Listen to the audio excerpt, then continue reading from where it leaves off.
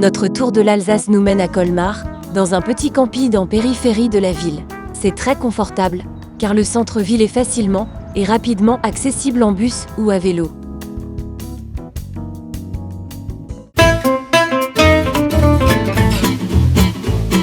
Colmar est une ville pittoresque avec une histoire riche et une culture variée.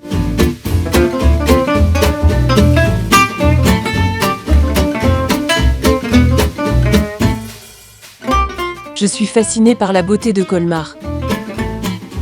Quel que soit le temps qu'il fait, quelle que soit la période de l'année où j'y suis. Interlinden est pour moi le point central.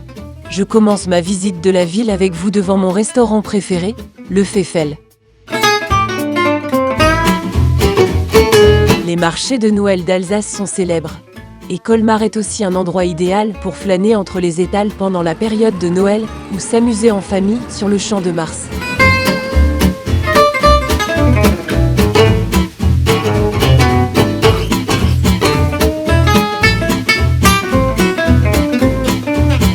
Du Marsfeld à la Petite Venise, il n'y a qu'un pas. Même en hiver, ce quartier est tout simplement magique.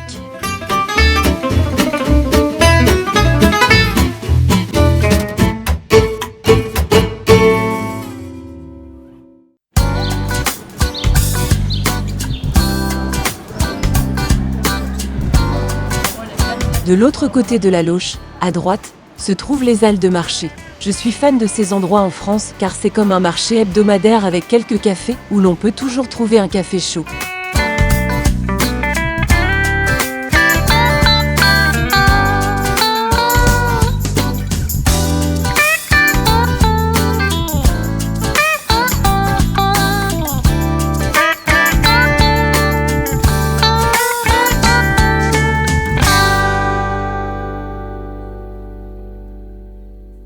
Dans la vieille ville de Colmar, on se promène à travers plus de 500 ans d'histoire architecturale.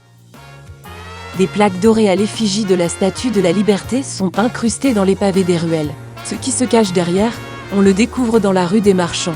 C'est ici qu'est né Frédéric Auguste Bartholdi. Le sculpteur français a créé la Statue de la Liberté, qui se dresse devant New York depuis 1886. Je visite le musée Bartholdi et suis totalement intriguée.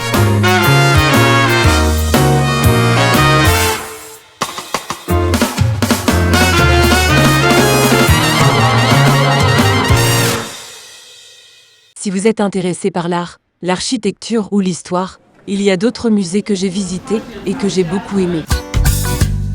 Il y a le musée d'histoire naturelle et d'ethnographie, qui s'intéresse à la faune et à la flore de la région et du monde.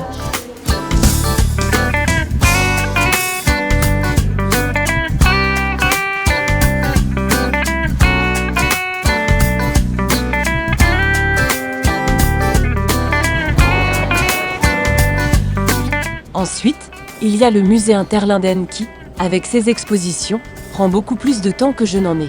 Il se trouve en partie dans l'ancien couvent des Dominicains et dans 2 autres bâtiments astucieusement reliés entre eux. Ce musée vaut la peine d'être visité et est passionnant, mais il faut y consacrer du temps.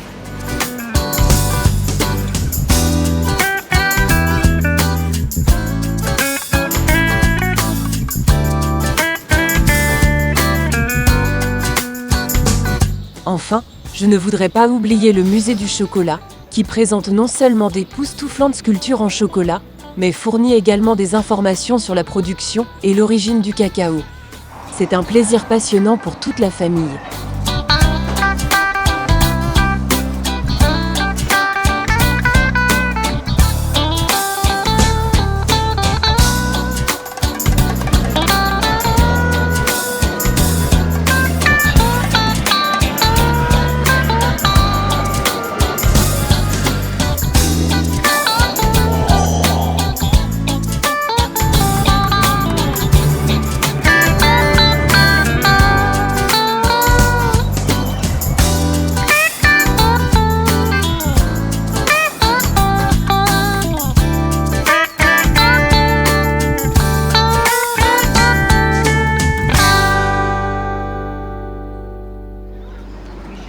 J'ai atteint la fin de ma promenade à travers Colmar, et il y a encore plus à voir que ce que je vous ai montré.